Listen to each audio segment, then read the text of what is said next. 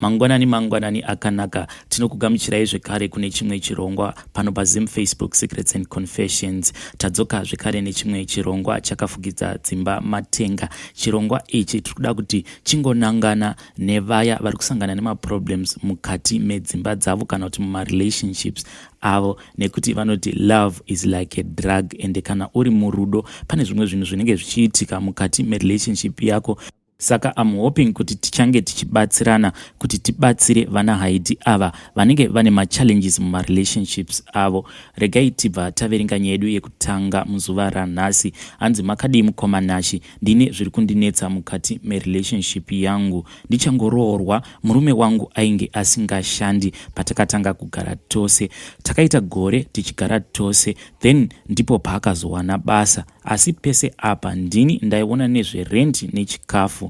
Now problem yava kuti pese panopera mwedzi hama dzemurume wangu vanobva vapa marequest. Sometimes unotozongoona yava message mufoni yemurume wangu inenge yakanyorwa kunzi saka zvamakangoti zii ikoko muri kufunga kuti kuno kumusha tiri kudyei, hatina kana chikafu, saka muri kuda kuti tirarame nei.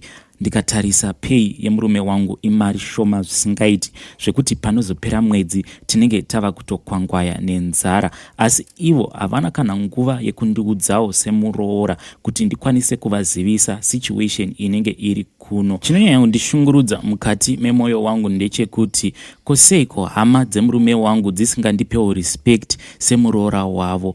Mumba chaimo hapana kana chatati tava nacho. Tingori vanhu vekuti tingori negumbeze rimwe chete chairo tinotorara pasi. Kunyangwe ivo zvinhu izvi vanozviziva. Kana kuri kunzi taenda kunhamo kana kuti pakaungana hama, vamwene vangu vanobva vatanga kuseka, but mukuseka kwavo munenge muine kakushoropodza mukati zvekuti ndinoguma ndava kutozvinyarira. Vanotanga kuti muroora wangu uyu haana kana musoro, anopedzera mari yake yose kuface powder. Apa face powder yacho inenge ichingozorwa hayo patsvina, haageze mufunge. Ndinoguma ndava kunyara. Ndatova munhu wekuti ndinoavoida kuenda kumafamily gatherings. Murume wangu kuti nditaure naye nyaya iyi, iye anobva angondipindura rafu. Anobva angoti iwewe unofanira kurespekta vamwene vako, kunyangwe vakataura iwe unofanira kunyarara. Kana vakakumbira mari yechikafu unofanira kuvapa, nekuti ivo kana vainge vasipo inini ndingadai ndisina kuzvarwa. Saka hapana pandingamborasa amai vangu nekuda kwako. Ndoitawo sei? Ndakuita semunhu asingadi hama dzako, asi mumwoyo mangu ndine ronda risingaiti. Apa BP yandiinayo, ndine mimba. Handizivi kuti pandichazonzi ndaenda kuleba ndichanodzoka here, kana kuti either pachafa inini kana kuti mwana, nekuti ndiri kuzvinzwa kuti handisisiri munhu nekuda kwestress neBP. Mimba yacho haisati yanyoreswa, apa yava ne6 months. Pandakatanga kubatira pamuviri chaipo, amai vangu vakandibvunza kuti ko mwanangu koseiko wakasika kuita nhumbu, nenhau yekuti tarirai situation yako, tarira zvauri kuitwa nehama dzemurume wako, ko wadii wanga wambomira. Asi ndava kutoona kuti ndichibvisa mimba iyi hazvichaiti, nekuti ndinotonzwa kuti mwana uyu atova munhu chaiye ava kutotamba mudumbu rangu. Apa mimba yacho haisati yanyoreswa. Dzimwe nguva ndinombonzwa mabayo. Ndakamubvunza murume wangu kuti ko naye zvamusiri kumboenda neni kuchipatara, ko kana mwana uyu akabridja ndichaita sei? Asi iye akangoti zvinhu izvozvo hazviitike, plus handiti unongoitwa operation here. Munhu wekuti haana kana tsitsi neni. Please help me. Ndoramba ndiri mumarriage iyi here, kana kuti apa hapatori na marriage yacho? Ndiyo yanga iri nyaya yabva kuna Haiti. Regai tibva tenda panyaya yedu inotevera. Hanzi Elo Nashi, inini ndiri mukadzi ane makore 31 ekuberekwa. Asi murume wandiinaye handizivi kuti ndingamuda sei, nenhau yekuti ndakambozama kuti ndidzidzire kumuda asi zviri kuramba. Chikonzero ndechekuti mapindiro andakaita mumarriage naye anondirwadza. Kunyangwe ndakaita vana naye, vana vacho handikwanise kutovada nekuda kwekuti nzira yakauya nevana vacho ava yainge isiri sarudzo yangu. Chakaitika ndechekuti pakashaya baba vangu ndainge ndichiri ne17 years, saka amai vakabva vati handisisina mari yekuti urambe uchienderera mberi nechikoro, nekuti ndaida kuzoendawo kuuniversity. Saka vakazonditsvakira kumwe kwekuti ndiende ndichinogara ndichishanda semusikana webasa. Pandakasvika pamba paya ndakambotanga ndichishanda, ndaingobatwawo semabatirwo anoitwa vasikana vanoshanda mumba. kumba, asi zvinhu zvakazochinja. Ndakazotanga kunzi muroora. Kubva ipapo mwana wavo mukomana mukuru akazotanga kundipindira mumba, ende kekutanga aitova munhu aiita zvekutondibata chibharo chaicho. Ndakaudza amai vacho vakangonyarara. Vakazotanga kutaura nyaya iyi pandakavaudza kuti ndainge ndabatira pamuviri. Vakazama kundibvisisa nhumbu, asi nhumbu yakaramba kubva. Then amai vangu ndipo pavakazozviona kunge ndainge ndabatira pamuviri, vakabva vati vari kuenda kunoripota nyaya iyi kumapurisa. Asi hama dzababa padzakazonzwa kuti painge pachida kubuda mari dzemarooro, vakabva vangoita kuti nyaya iyi itsikwe. Kubva ipapo ndakazongova muroora wepamusha ipapo. Asi zvinhu izvi zvinondirwadza. Chinonyanya kundirwadza ndechekuti hatibvumidzwe kuti tiite move out tinotsvakawo imba yedu. Nanhasi ndiri munhu wekuti pamba apa handisi munhu anoonekwa semuroora, asi ndinongoonekwa semusikana webasa, nenhau yekuti kana vana mainini nana mai guru vamwe varoora vakashanya pamusha apa, inini I am expected kuti ndiite mabasa ose, kuwacha hembe dzevana vavo nezvose zvinongoitwa nemusikana webasa. Zvinhu izvi zvinondirwadza. Kunyange ndikazama kumbotaura nemurume wangu, iye haana kana chaanopindura. Chimwe zvakare chinondirwadza ndechekuti imba yatinoshandisa yekurara inova bedroom yedu irimo mukati mumain house imomo,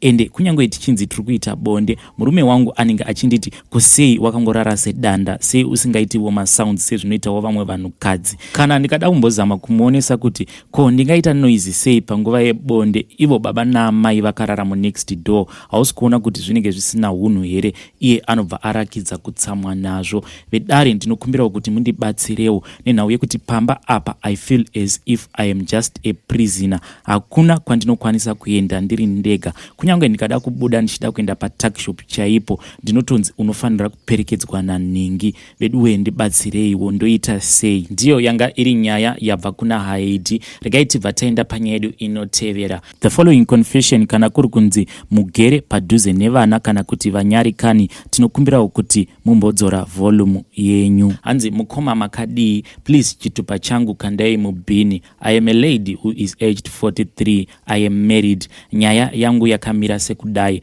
Murume wangu was very sweet, tichangoroorana. Mari zvose aindipa zvakanaka, chero hake basa rakazopera, asi magemu aiita, ende aiti kana akaita magemu ake inini ndaisashota chikafu mumba.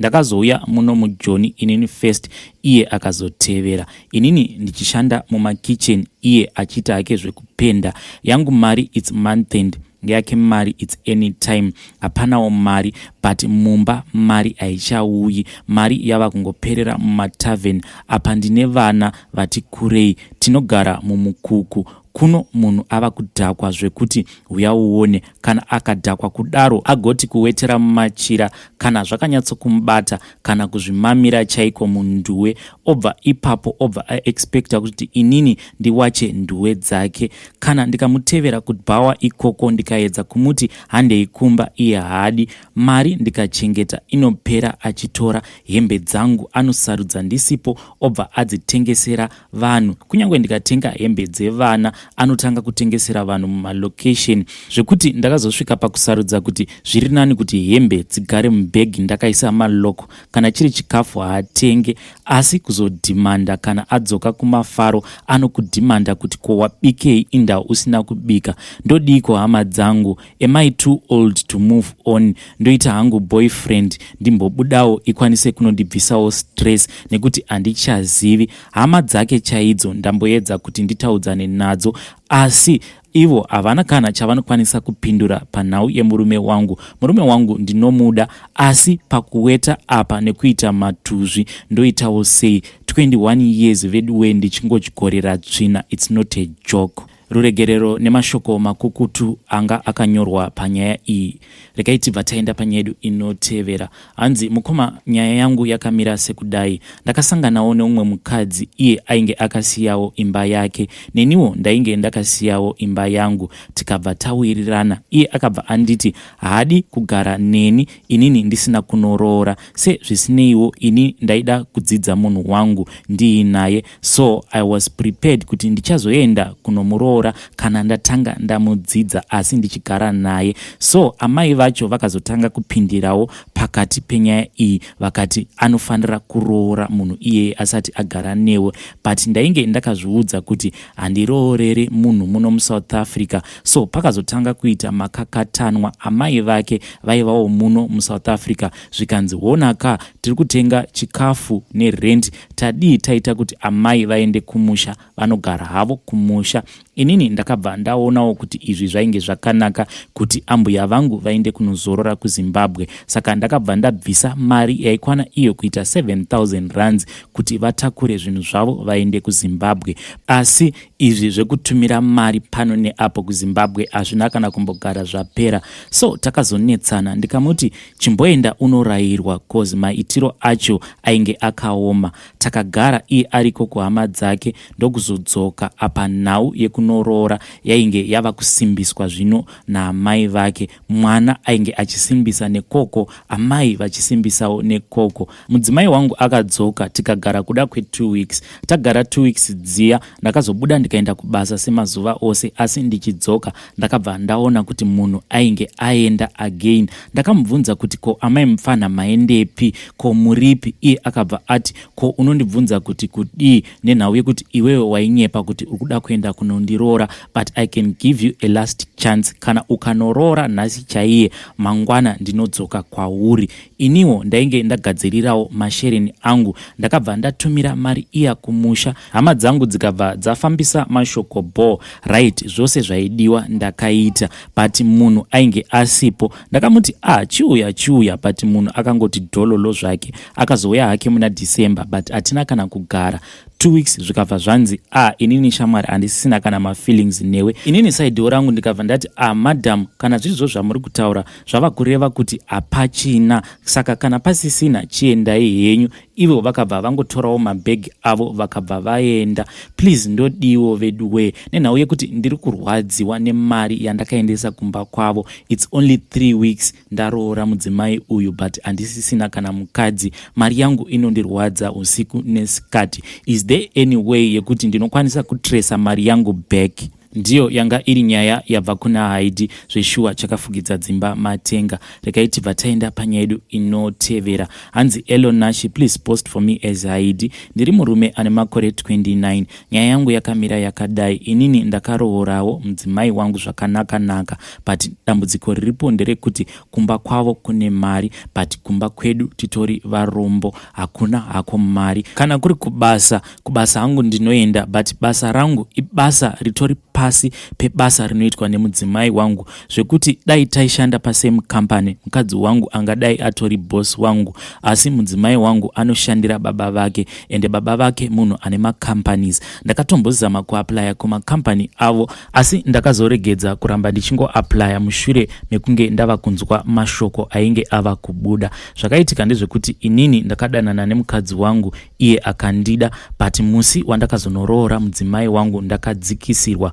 kusvika pekupedzisira. Ndakanzi wauya nemari shoma, asi mudzimai wangu ndinoda kumutenda nenhau yekuti iye akangoramba akamira neni. Ndakazotora mukadzi wangu, then takati tava kugara tose. Akabva adzingwa basa nababa vake, akabva atorerwa mota nekuti ainge asarudza kuva neni. Takagara kwe2 years tichitambura. Then baba vemudzimai wangu vakazoti kumwana wavo, ndinoda kuti udzoke kubasa nenhau yekuti I will not let you suffer because you got married to an imbecile. I will take you back as my child even though I had disowned you. Zvinhu izvi zvakandirwadza, but mudzimai wangu akangonditi aiwa regedzai ndiende hangu kubasa nekuti zvinokwanisa kuzokonzeresa zvakawanda.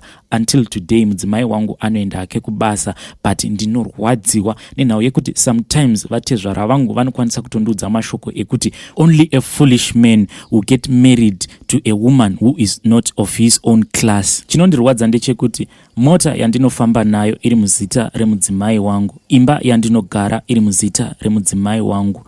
dzimwe nguva ndinozvibvunza kuti ko nhaka yandichasiyira vana vangu imbori nhaka yakaita sei. Zvose izvozvo hangu ndinozvinzwisisa kuti ndakambonyikidzira kupinda mumhuri ine mari ende inini ndiri munhu asinawo mari dzake, but dambudziko ravapo izvezvi rava rekuti marriage yangu yava kuafektika nenhau yekuti mukadzi wangu problem yandiri kusangana nayo iko zvino iye haachainzwisisi, nenhau yekuti sometimes baba vake vanova vatezvara vangu pavadira vanokwanisa kungomufonera ari kubasa vobva vati ndinoda kuti uye kumba. Zvaanoita iye anobva angouya kumba obva angokolekta vana obva angoenda kumba kwavo, sometimes for the whole weekend, sometimes for a week anenge angori kumba kwavo. This thing is destroying us. Even bedroom chaimo tava vanhu vekuti tava kungogara tichikakavadzana, but kumashure uku tainge tiri vanhu vaidanana zvisingaiti. Vedare ndinokumbirawo rubatsiro rwenyu kuti mudzimai wangu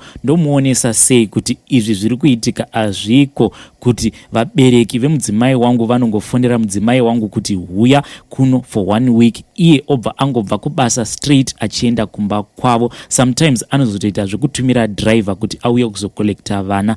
Zvinhu izvi zviri kundirwadza ende zviri kukonzeresa matensions in our marriage. Ndinotenda kune vose vachakwanisa kundibatsira. Ndiyo yanga iri nyaya yabva kuna Haidi. Regai tibva taenda panyedu inotevera. Hanzi Elonashi, inini ndiri mudzimai ane 24 years. Ndakachatawo muna October last year. Nyaya yangu yakamira yakadai. Pawedding tezvara vangu vakatipa ticket rekuenda kuSouth Africa plus mabookings ehotel yataizonogara kuhoneymoon. After wedding vakazotiperekedza vakaenda nesu kuairport. Takaenda hedu kuSouth Africa. Takasvika kuya, I was expecting more from my husband because yainge iri first time kuspenda night tiri tose. Inini ndainge nditori mhandara, but hapana kana chakaitika, haana kana kuda kumboswedera padhuze neni. Zvinhu izvi zvakandinetsa ende zvakandishungurudza. Chakanyanya kundirwadza, murume wangu aitova busy kuita mavideo call nemafamily members ake. Ari masikati ndaimbozamawo kupfeka zvinoita kuti ndimukwezve, asi iye aingoramba achindi avoida kusvikira honeymoon yedu yazopera. After our honeymoon takazodzoka yedu kuno kuHarare, painge pasina kana chainge chakaitika. Iniwo side rangu ndaingoti ndinoda kuti ndiudzewo tete vangu, asi ndaingoverengera. Then murume wangu iye anoita zvekushanda ari kuHwange, saka akazosvika pakudzokera kubasa. Then adzokera ndakangosara ndiri ndega pamba. Atezvara vangu ndipo pavakazongotanga kushanya pano nepapo. Zvavaiita vaiti makuseni kana vachienda kubasa vaipfuura nepamba vachindiona kuti ndiri sei. Pakudzoka vaidzoka vakandibatira pizza. Inini ndakazoudzawo murume wangu kuti baba vava munhu wekuti vava kungogara vakangondirisa sekunge ndatova mombe chaiyo. Iye akabva angoti aiwa baba, zvose zvavachakuudza kuti uite iwewe unofanira kuita. Vana tete vekumhuri yemurume wangu ndipo pavakazouya nerimwe zuva vakandigarisa pasi vakabva vatanga kundiudza kuti isusu kuculture yedu kuti unzi uri mhandara hunge vatezvara vako vakwanisa kukonfema vega kuti uri mhandara. Ndosaka murume wako asina kana kumbobvira akakubata pamakaenda kuhoneymoon. Kana uchida imba yako unofanira kuita izvi nekuti ndiyo culture yedu. Murume wako aifanira akakuudza musati machata, ndiyo mitemo yechirudzi chedu. Ndiyo yanga iri nyaya yabva kuna Haidi. Zviri mudzimba zvakangooma hazvo. Regai tibva taenda panyedu inotevera. Hanzi elo mukoma muri sei, ndinokumbirawo kuti mundiisirewo nyaya yangu kune vedare ndikwanise kunzwawo kubva kune vamwe, then mobva mavika henyu chitupa changu. Ndinokumbirawo kubvunza kuti kune vakambosanganawo nazvo here kuti mukugarisana mumba baba naamai mumwe anokwanisa kunzi ari positive mumwe achinzi ari negative. And the worst part of it all, kuchipatara takabva tanzi munofanira kuchiita bonde makadzivirira kweupenyu hwenyu hwose nenhau yekuti risk yacho is just too much. Kune vamwe vakambosangana nesituation iyi, makazvigonawo sei? Just let me know kuti makazvigonawo sei. Mukoma kana mazoposta mundinotify ndikwanise kuzoteverera mucomment section. ndiyo yanga iri nyaya yabva kuna Haiti. Regai tibva taenda panyaya yedu inotevera. Hanzi makadiko mukomanashi, ndinokumbira kuti mundiposterewo nyaya yangu kuchakafukidza dzimba matenga. Inini ndine problem yandiri kusangana nayo mumarriage mangu. Handizivi zvimwe kuda, ndini hangu ndine problem. Asi chiri kuitika ndechekuti murume wangu munhu wekuti anongopa rudo kumunhu wose wose. Munhu wekuti kunyangwe akangosangana nemunhu anenge achitambura murodhi anobva atoti handei kumba. Ende murume wangu munhu wekuti kunyangwe akanhongana nevanhu vake vaanenge anhongana navo murodhi anobva angouya navo kumba obva atoti munhu uyu ndasangana naye murodhi akabva anditi ndiri kunzwawo nzara saka ndaona kuti ndanga ndisina mari ko madii kungomubikira obva adya kana kungomisira mulunch box ozonodyira hake kumberi. Inini zvinhu izvi zvinondirwadza nenhau yekuti tiri kugara muSouth Africa. Ndinombovaonesa kuti rimwe day muchasvika nembavha pano tikazourawa nekuti muSouth Africa mbavha dzakawandisa, asi murume wangu haanditeerere. Iye anongoda kungozviita munhu ari good kumunhu wose wose. Isuwo tiri vanhu vanonamata chechi yechipostori, asi chinyanya kundigumbura pamurume wangu ndechekuti pose panongonzi kuri kutsvakwa kwakasununguka kwekuti kungaitirwa choto, murume wangu ndiye munhu wekutanga kusimudza ruoko mugroup achiti kumba kwedu ndiko kunenge kwakasununguka, even though dzimwe nguva anenge achiziva kuti kunenge kusina kusununguka. Zvinhu izvi zvinozokonzera kuti tive vanhu vanogara vachingopopotedzana mumba, nenhau yekuti murume wangu munhu akanyanya kuita open to everyone. Vedare ndinokumbira kuti mundibatsirewo. Ndomuonesa sei murume wangu kuti kunyangwe iye aine chipo chekubatsira vanotambura, asi zvinhu izvi zviri kupedzisira zvashungurudza ini, nenhau yekuti tangova vanhu vanogara vachingochinja pekugara, nekuti malandlord mazhinji havafariri kuona vanhu vachiungana padzimba dzavo vachiita dzisvondo. Iyi ndiyo yanga iri nyaya yabva kuna Haiti. Vadiwa vateereri, ichi ndicho chirongwa chatanga takakubatirai muzuva ranhasi pachakafukidza dzimba matenga. Tosangana muma Secrets and Confessions.